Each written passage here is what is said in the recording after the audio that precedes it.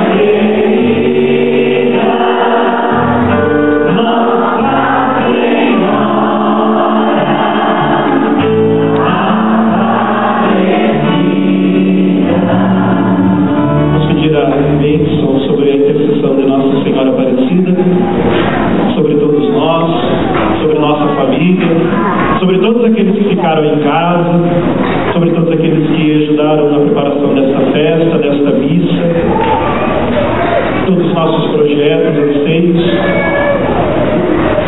tudo aquilo que trazemos no nosso coração. O Senhor esteja convosco. Por intercessão de Nossa Senhora Paulo, de São Francisco, desça sobre todos vós a bênção de Deus Todo-Poderoso, Pai, Filho e Espírito Santo.